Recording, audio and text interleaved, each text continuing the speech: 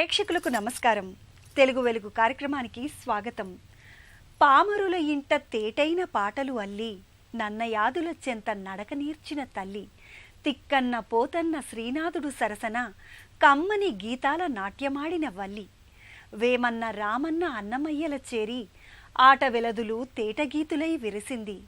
మృదుమధుర భావాల సొగసు చీరను కట్టి గల్లు గల్లున ఆడి గుండె కదిలించింది అంటూ తెలుగు భాషా సాహిత్యాల గొప్పతనాన్ని తెలియజేశాడు కవి. అలాంటి తెలుగు భాషాభిమానాన్ని కలిగించే పలు ప్రత్యేకాంశాలను మీ ముందు ఆవిష్కరిస్తోంది ఈ వారం తెలుగు వెలుగు.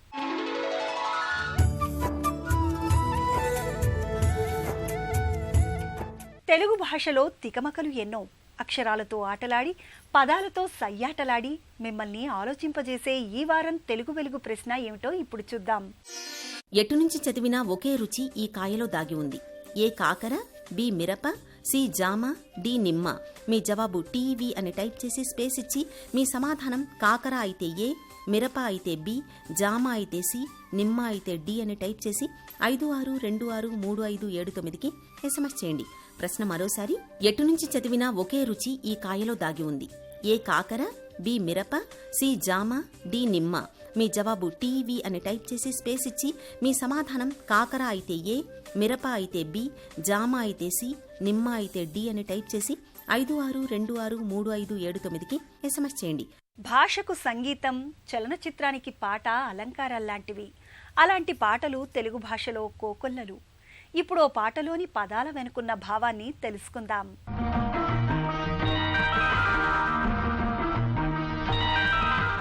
చలనచిత్రాలకు తక్కువ పాటలు రాసిన మంచి పేరు తెచ్చుకున్న రచయిత గురుచరణ్ తెలుగు భాషలోని రమణీయతను, భావుకతను పరిపూర్ణంగా తన పాటల్లో అందించారు.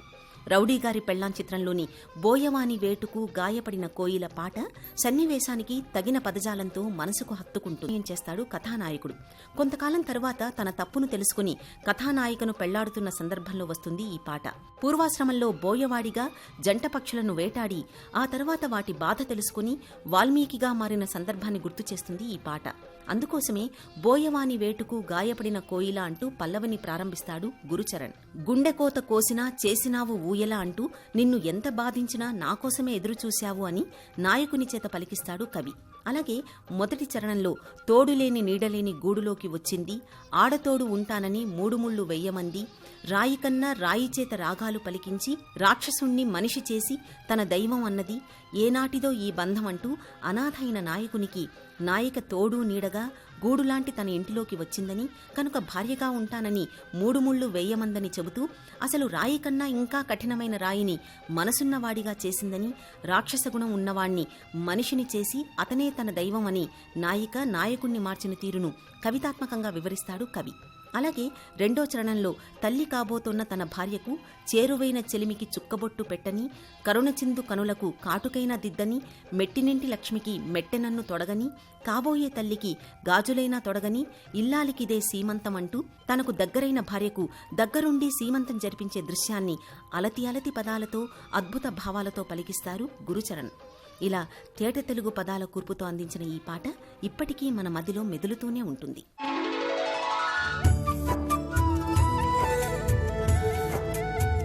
సొంత లాభం కొంతమాని పొరుగువారికి తోడుపడబోయి అన్నాడు గురజాడ అప్పారావు.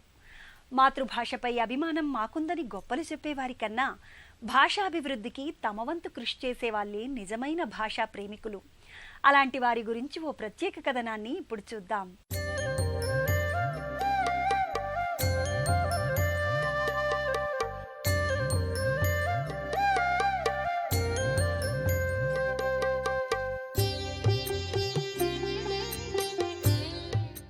ఆమె పేరు రాజా వాసిరెడ్డి మల్లీశ్వరి.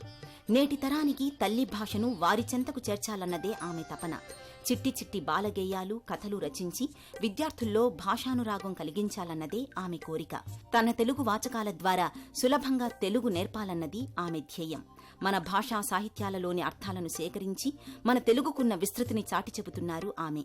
వివిధ సామాజిక మాధ్యమాల ద్వారా ఎన్నో హృద్యమైన పద్యాలను ప్రచారం చేస్తూ మన భాషా గొప్పతనాన్ని తెలుపుతున్నారు రాజా వాసిరెడ్డి మల్లీశ్వరి. మనది అయిన తెలుగు భాషని, వారసత్వాన్ని మర్చిపోకుండా ఈ భాష నాది అని చెప్పుకోవాలి. ఎందుకు అనంటే కమ్మతావుల సిరి కలికి నా తెలుగు ప్రభాత వేళలు భూపాల రాగాలు మళ్ళీ సందె వేళ విరిసే మల్లె మాగాణాలు అందాల గంధాలు అతిశయమే తెలుగు భాషకేది తెలుగు పదముకేది సాటి పోటీ కమ్మతావుల సిరి కలికి నా తెలుగు.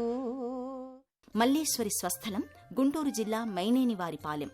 తెలుగులో ఎంఏ తెలుగు సాహిత్యం చదువుకున్నారు. బేగంపేటలోని హైదరాబాద్ పబ్లిక్ స్కూల్లో తెలుగు ఉపాధ్యాయునిగా 32 సంవత్సరాలు పనిచేసి పదవీ విరమణ పొందారు. బోధనా రంగంలో సుదీర్ఘ అనుభవం ఉన్న మల్లీశ్వరి 1 నుంచి 8వ తరగతి వరకు తెలుగు భారతి శీర్షికన వాచకాలను వెలువరించారు. సరళమైన భాషలో ఉన్న ఈ వాచకాల ద్వారా చిన్నారులు ఎంతో సులభంగా శాస్త్రీయంగా తెలుగును నేర్చుకోవచ్చు. 1-2 తరగతులు ఇంకా కింది తరగతుల వాళ్ళకి ధ్వన్యానుకరణ పదాలను తీసుకుంటే అంటే మిలమిల, జలజల, చకచక, తటతట, పకపక ఇలాంటి మాటలతో అనమాట. అలాంటివి తీసుకొని బాలగేయాలని రాస్తే వాళ్ళకి అవి ఆటలాగా పాడుకోవడానికి ఆనందంగా అనిపిస్తుంది కాబట్టి వాటితో కొన్ని బాలగేయాలు రాశాను. పై తరగతులకు వచ్చేటప్పటికి ఒక అంశాన్ని తీసుకొని అంటే అరక అనేది ఉందనుకోండి, దానికి ఉన్న పేర్లేంటి, అది మనకి ఎలా ఉపయోగపడుతుంది, దాని గుర్తుగా ఉన్నటువంటి రాజకీయ పార్టీలు ఏంటి, ఇలా రకరకాలైనటువంటి విజ్ఞానాన్ని అందించడం కోసము ఆ గేయాన్ని రాశాను. మల్లీశ్వరి మాధ్యమిక విద్య చదువుతున్నప్పటి నుంచి రచనలు చేయడం ప్రారంభించారు. దాదాపు ఇప్పటి వరకు 150కి పైగా కవితలు, 900కు పైగా వ్యాసాలు రచించారు. ఆంగ్ల మాధ్యమాలు విస్తరించిన నేటి తరుణంలో చిన్నారులకు అమ్మ భాషపై అభిమానాన్ని కలిగించేందుకు ఎన్నో బాల సాహిత్య రచనలు చేశారు. నేనెవరిని, తేనె చినుకులు, అమ్మపాట, రెల్లుపూలు, ఇంద్రధనస్సు, బొమ్మల కొలువు వంటి బాలగేయ సంపుటాలు వెలువరించారు. అలాగే తేనెవాకలు పేరుతో 2 భాగాలుగా గేయకథా సంపుటాలు అందించారు. కైత అనే వచన కవితా సంపుటిని కూడా రచించారు. మల్లీశ్వరి భాషకు సంబంధించిన రచనలు కూడా అందించారు. మరచిపోతున్న తెలుగు పద సంపదను పరిచయం చేస్తూ పదంలో పదం, చిన్న పదాలు వంటి రచనలు అందించారు. వ్యక్తిత్వ వికాసం, పద విజ్ఞానాన్ని తెలిపే పదాల పరిమళాలు అనే వ్యాస సంపుటిని వెలువరించారు. అలాగే తెలుగు భాషాంశమైన నానార్థాలను వ్యక్తపరిచే ఒక్క పదం అర్థాలెన్నో గ్రంథాన్ని రచించారు. 1వ తరగతికి వచ్చేటప్పటికి స్కూళ్ళల్లో పిల్లలు మామూలుగా ఇంగ్లీష్ అక్షరాలు నేర్చుకుని ఉంటారు, అలాగే అంకెలు నేర్చుకొని ఉంటారు. వాటిని తీసుకొని అంటే ఎస్ అనే అక్షరం ఉందనుకోండి ఇంగ్లీష్లో, దాన్ని తీసుకొని పైన ఒక టిక్ పెట్టండి. టిక్ అనేది పిల్లలకు తెలుసు కాబట్టి ఎస్ అనే అక్షరానికి టిక్ అనేది పైన పెట్టామనుకోండి అది కా అయిపోతుంది. లేదా యు అనే అక్షరాన్ని తీసుకొని దాన్ని బోర్లిచ్చి రాసినప్పుడు దానిపైన టిక్ పెడితే అది గా అయిపోతుంది. అది ఒకసారి ప్రయత్నించాను నేను. మరొకసారి 0 నుంచి 0 అనేది వాళ్ళకి తెలుసు, లేదా ఓ అనే అక్షరం వాళ్ళకి తెలుసు. 0 పైన టిక్ పెడితే రా అవుతుంది, పొట్టల్లో చుక్క పెడితే ఠా అవుతుంది, మధ్యలో గీతతో ఇచ్చినప్పుడు అది ఈ అవుతుంది. ఇలాగా 0 నుంచి రకరకాల అక్షరాలు ఎలా నేర్పించవచ్చు అనేది ఇలా చాలా రకాలుగా ప్రయత్నం చేశాను నేను. నేటి ఆధునిక యుగంలో ఏదైనా విషయాన్ని వేగంగా, బలంగా ప్రచారం చేసేవి సామాజిక మాధ్యమాలు. వీటి ద్వారా మల్లీశ్వరి మన భాషా సాహిత్యాలను ప్రచారం చేస్తున్నారు. వాట్సాప్ గ్రూప్ ద్వారా పద సంపద పేరిట, నానార్థాలు, పద పరిచయం పేరిట కవి ఏ పదం ఏ పద్యంలో వాడాడో ఆ పద్యాన్ని తనే స్వయంగా వినిపించడం వంటివి చేశారు. దాదాపు ఇప్పటి వరకు 10,500 వివిధ కవుల పద్యాలు పాడి వాట్సాప్ గ్రూప్లో పొందుపరిచారు. తెలుగుని 10 మందికి పరిచయం చేయాలి అని అనుకున్నప్పుడు దానికోసం నేను పద సంపద అనే కార్యక్రమాలని వాట్సాప్లో నిర్వహించాను. పద పరిచయ కార్యక్రమాలు చేశాను. మన భాష తెలుగు తెలుసుకుంటే వెలుగు అనే క్యాప్షన్ తోటి రకరకాల వ్యాసాలు నేను ఆడియో రూపంలో నేను వాట్సాప్ గ్రూప్స్లో వినిపించాను. అలాగే తెలుగు భాష యొక్క అందాన్ని తెలియాలి అంటే మన ప్రాచీన పద్య సాహిత్యము, సామెతలు, పొడుపు కథలు ఇలాంటివన్నీ చాలా వినిపించాలి పిల్లలకి. వినిపించినప్పుడే తెలుగులో ఉండేటువంటి ఆ తీయదనం ఏంటి అనేది వాళ్ళకి అర్థమవుతుంది. 10,000 పైన పద్యాలను నేను వాట్సాప్ గ్రూప్స్లో పాడి వినిపించాను. మల్లీశ్వరి చేస్తున్న భాషా సేవకు గుర్తింపుగా ఎన్నో పురస్కారాలు, బహుమతులు వరించాయి. విళంబినామ సంవత్సర ఉగాది పురస్కారం, తెలంగాణ భాషా సాంస్కృతిక శాఖ తరపున విశిష్ట సాహిత్య సేవారత్న, బాల సాహిత్య పరిషత్, రంగినేని వంటి ఎన్నో పురస్కారాలు లభించాయి. ఇలా మల్లీశ్వరి నిరంతరం మన భాషాభివృద్ధికి కృషి చేస్తూ చిన్నారుల్లో మాతృభాషా మాధుర్యాన్ని పంచుతున్నారు. కుటుంబంలో ఉండేటువంటి వాళ్ళ ఇళ్లల్లో తెలుగు విధిగా మాట్లాడాలి. మనకి ఇంట్లో మనం మొదలు పెడితే తెలుగులో మాట్లాడడం అనేది వీధిలో కూడా మాట్లాడడం అలవాటు అవుతుంది. ఉపాధ్యాయులు వేరే చోట ఇంకా తెలుగు వాళ్ళు నేర్చుకోలేరు కాబట్టి సాధ్యమైనటువంటి విధంగా పద్యాలను, సామెతల్ని, పొడుపు కథల్ని పిల్లలకు అందచేయాలి. తరతరాల తెలుగు భాషను నేటి తరానికి చవి చూపించాలన్నదే మల్లీశ్వరి ఉద్దేశం. తెలుగును కాపాడుకోవాలని ఏదో సభల్లో, ప్రసంగాలలో చెప్పడమే కాదు, అనునిత్యం అమ్మ భాష గురించి ఆలోచిస్తూ ఆమె చేస్తున్న కృషి ఫలించాలన్నది తెలుగు వెలుగు ఆకాంక్ష. తెలుగు వెలుగు ప్రశ్న మరోసారి. ఎటునుంచి చదివినా ఒకే రుచి ఈ కాయలో దాగి ఉంది.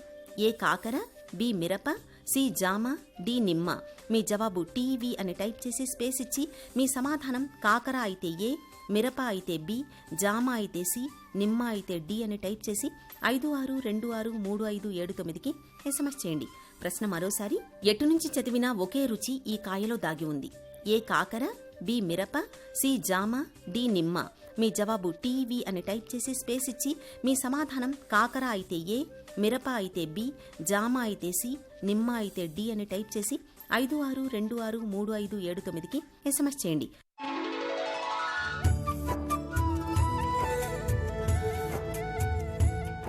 నవరసాల్లో హాస్యాన్ని, భాషలో నుడికారాన్ని, పద్యాల్లో సౌందర్యాన్ని, తెలుగు పలుకుబడుల సొబగుల్ని గుదిగుచ్చి ఆహ్లాదంగా, ఆసక్తిగా అందిస్తాయి చమక్కులు. ఆ చమత్కారాల్లోని స్వభాషను మీరు ఆస్వాదించండి.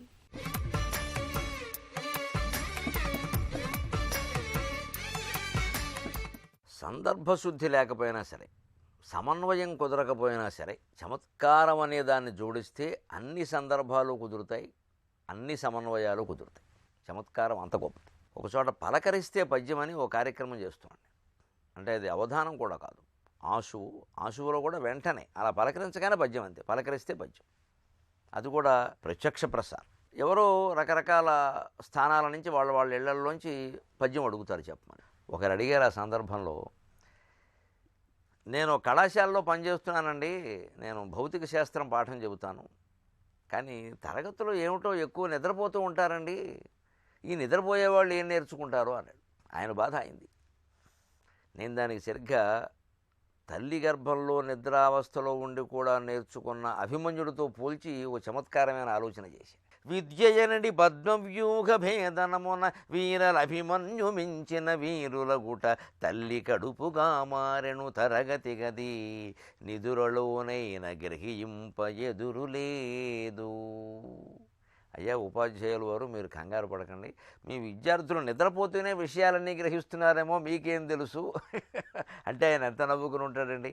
ఈ మాట విన్న విద్యార్థులు కూడా ఏం బాధపడరు, మమ్మల్ని ఏదో అన్నారు అవధాని గారు అనుకోరు. అలా ఉభయపక్షాలని ఆనందింపజేయచ్చు చమత్కారం ద్వారా. విద్య అనేది ఈవేళ పద్మవ్యూహం అయిందండి. నిజంగానే పిల్లలు కూడా చాలా కష్టంగా ఉంది. ముఖ్యంగా ఈ ఆశ్రమ పాఠశాలలు, ఆశ్రమ కళాశాలల్లో ఆశ్రమం పేరేమిటండి, అంతా శ్రమే. పొద్దున్న సాయంత్రం వరకు 6 పీరియడ్లు 7 పీరియడ్లు కావండి, పురుళ్ళు. మరి ఇదంతా పద్మవ్యూహమే. అందుకని విద్యార్థులు అభిమన్యులా తయారయ్యారంటే పద్మవ్యూహాన్ని భేదించాలంటే అభిమన్యులే ఉండాలి కదా. వీరల అభిమన్యు మించిన వీరులకుట తల్లి కడుపుగా మారను తరగతి గది. అభిమన్యుడు పాపం పుట్టి పెరిగిన తర్వాత క్షేమంగా ఉన్న కాలం కొద్దిగానే, పెళ్ళయింది, తర్వాత యుద్ధం వచ్చింది, చనిపోయాడు. తల్లి కడుపులోనే భద్రంగా ఉన్నాడు. ఎందుకంటే సుభద్ర కడుపులో ఉండగానే కొన్ని విశేషాలు అర్జునుడి ద్వారా ఆయనకు తెలిసేయని ఒక కథ ప్రచారంలో ఉంది బాగా. అందుకని ఆ తల్లి కడుపులో భావించి ఉంటారండి తరగతి గదిని తల్లి కడుపుగా మారను తరగతి గది. అయినా మీరేం కంగారు పడకండి. నిదురులైన గ్రహింప ఎదురు లేదు. నిద్రలో కూడా గ్రహించడానికి ఎదురు లేదు కదండి, విషయం గ్రహించడం ముఖ్యం కదా. ఇవాళ విద్యార్థులకి పని ఎక్కువ అవడం లేదు, పని గురించిన ఆలోచనలు ఎక్కువ అవుతుంది. ఎందుకంటే ఇప్పుడు ఇచ్చేయాలి, అప్పుడు ఇచ్చేయాలి, ఇంకోటి నాకంటే ముందు ఇచ్చేస్తారేమో, వాళ్ళకి మార్కులు ఎక్కువ వేసేస్తారేమో, ఈ ఆలోచనలు ఎక్కువైపోయినాయి. ఉద్యోగాల్లో ఉండేవాళ్ళు కూడా కంప్యూటర్లు వచ్చాక పని ఒత్తిడి పెరగడానికి వీల్లేదండి, పని తగ్గాలి. కానీ అది సరిగ్గా పని చేయకపోవడం, సమయానికి అవ్వకపోవడం, ఇంకోరు ఇంతకంటే ముందు చేయడం, వచ్చిన సమాచారాన్ని సరిగ్గా ఏదైనా పొరపాటును ఓ వేలు ఇటు బదులు అటు పడితే మొత్తం పోవడం, దీనివల్ల ఒత్తిడి ఎక్కువైంది. అంటే ఏమైంది, పని గురించిన ఆలోచన ఒత్తిడి ఎక్కువైంది కానీ పని ఒత్తిడి కాదు. ఇది మనం దృష్టిలో పెట్టుకుంటే మన ప్రాచీన విద్యా విధానం అనీత విద్యా విధానంలాగా తెలియకుండానే ఎన్ని విద్యలు నేర్పేవారో మనకు తెలుస్తుంది. మనం కూడా అలా శ్రమ లేకుండా పిల్లలకి చెప్పగలిగితే తల్లి కడుపులో ఉండగానే చెప్పొచ్చునండి, అభ్యంతరం ఏం లేదు. వారు నేర్చుకుంటున్నామని వారికి అనిపించకూడదు, అంతే తేడా. అలాగే ఈ వారం ఒక మంచి సామెత కనపడినప్పుడల్లా దండాలు పెడతామేమిటయ్యా అంటే చేతులు ఊరికే ఉండే ఏం చేస్తాయిలే అన్నట్ట. ఆయనదో లౌక్యం ఇందో లౌక్యముడు బాబు. మహామేధావులు ఈ దేశంలో, ముఖ్యంగా తెలుగునాట మేధావులు, మామూలు వాళ్ళు కూడా మహామేధావులు. అవతల వాడు ఏదో కడుపులో పెట్టుకుని మాట్లాడతాడు, వీడు అంతకంటే ఏదో సర్వావయవాల్లోనూ పెట్టుకుని మాట్లాడతాడు. అంటే వాడికి అనుమానంగా ఉంది, వీడు ఎందుకు దండాలు పెడుతున్నాడు, అస్తమానం పెడుతున్నాడు అని. అందుకని వాడు ఏదో అనేసాడు అక్కడ. ఆయన అస్తమానం కనపడితే అస్తమానం దండాలు పెడుతున్నాడు అంటే చేతులు ఊరికే ఉండే ఏం చేస్తాయన్నట్టు. అంటే ఊరికే ఇలా ఉంచడం కంటే ఇలా ఉంటే మంచిది కదా, ఏమైనా ప్రయోజనం జరగచ్చు. ఇది లౌక్యం. అప్పుడు మనం ఆ నమస్కారంలో ఉండే మస్కాన్ని కూడా తేలిగ్గానే తీసుకోవచ్చు, గ్రహించవచ్చు, జాగ్రత్త పడవచ్చు, అన్నీ చేయొచ్చు. అలాగే ఈ వారం ఒక మంచి జాతీయం. ఇంకా ఆయన చెప్తే ఏమైనా విస్సన్న వేదమా అంట. ఎవరి విస్సన్న? సాధారణంగా విశ్వనాథ శాస్త్రి, విశ్వేశ్వరరావు లాంటి పేరు కలిగిన వాళ్ళు ఈ విస్సన్నలు అవుతారు. రామారావుని రామన్న అనడం, సుబ్బారావుని సుబ్బన్న అనడం, విశ్వేశ్వర శాస్త్రి అంత పొడుగు పేరుంటే విస్సన్న అనడం మనకి ఒక పద్ధతి తెలుగునాట. ఈ విశ్వేశ్వర శాస్త్రో మరి విశ్వేశ్వరరావు ఇంకెవరో మనకు తెలియదు, కానీ విశ్వేశ్వర తీర్థులు తెలియదు. కానీ ఆయన చెప్పేది ఎలా ఉండేది అంటే తార్కికంగా నిజం కావడం వల్ల ఎవ్వరూ కాదనే పరిస్థితి ఉండేది. కానీ అది వేదమా అంటే వేదంలోదు కదా, ఆయన మామూలుగానే చెప్పేవాడు. అందుకని విస్సన్న చెప్పింది వేదం, విస్సన్న చెప్పింది వేదం అని చివరికి చలనచిత్ర గీతాల్లో కూడా ఆ మాట చాలాసార్లు వచ్చింది. అందుకని మనం శాస్త్రాలు చదవకపోయినా చెప్పేదాన్ని తార్కికంగా గట్టిగా చెప్పగలిగితే మనం చెప్పేది వేదవాక్యం అంత ప్రమాణం అవుతుంది. అప్పుడు కొంతమంది అంగీకరించవచ్చు, కొంతమంది అంగీకరించకపోవచ్చు. అంగీకరించిన వాడు విసన్న గారు చెప్పారండి వేదమే అంటాడు, ఇంకోటి ఏమంటాడు విసన్న చెబితే వేదమా అంటాడు. ఎలా అన్నా అది జాతీయమే అవుతుంది. ఆ జాతి నాగరికతలో ఉండే ఇలాంటి పలుకుబడులే జాతీయాలు. మాతృభాషలోని మతలబుల రహస్యాన్ని కనుగొనమని చెప్పే తెలుగు వెలుగు ప్రశ్న మరోసారి. ఎటునుంచి చదివినా ఒకే రుచి ఈ కాయలో దాగి ఉంది. ఏ కాకర, బి మిరప, సి జామ, డి నిమ్మ. మీ జవాబు టీవీ అని టైప్ చేసి స్పేస్ ఇచ్చి మీ సమాధానం కాకర అయితే ఏ, మిరప అయితే బి, జామ అయితే సి, నిమ్మ అయితే డి అని టైప్ చేసి 56263579కి ఎస్ఎంఎస్ చేయండి. ప్రశ్న మరోసారి. ఎటునుంచి చదివినా ఒకే రుచి ఈ కాయలో దాగి ఉంది. ఏ కాకర, బి మిరప, సి జామ, డి నిమ్మ. మీ జవాబు టీవీ అని టైప్ చేసి స్పేస్ ఇచ్చి మీ సమాధానం కాకర అయితే ఏ, మిరప అయితే బి, జామ అయితే సి, నిమ్మ అయితే డి అని టైప్ చేసి 56263579కి ఎస్ఎంఎస్ చేయండి. గత వారం ప్రేక్షకులను అడిగిన ప్రశ్నకు సమాధానం కొరకరాని కొయ్య అనే జాతీయాన్ని అలవి కానప్పుడు వాడతారు కనుక ఈ ప్రశ్నకు సమాధానం బి. ప్రేక్షకులు పంపిన సమాధానాల్లోంచి ఎంపికైన విజేత బివి రమణమూర్తి, ఆర్కే నగర్, అనంతపురం, ఆంధ్రప్రదేశ్ రాష్ట్రం.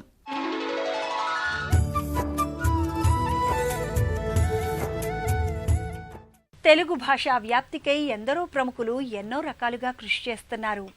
వినూత్న రీతుల్లో స్వభాషాభిమానాన్ని చాటుకుంటున్నారు. అలాంటి వాళ్ల స్ఫూర్తి కథనాల వేదికే తెలుగు వెలుగు. మీరు సంప్రదించవలసిన చరవాణి సంఖ్య 9339489229. చరవాణి సంఖ్య మరోసారి 9339489229. తెలుగు భాషా చైతన్యాన్ని మనందరిలో నింపే మరికొన్ని అంశాలతో వచ్చే వారం తెలుగు వెలుగులో మళ్ళీ కలుద్దాం. అంతవరకు సెలవు, నమస్కారం.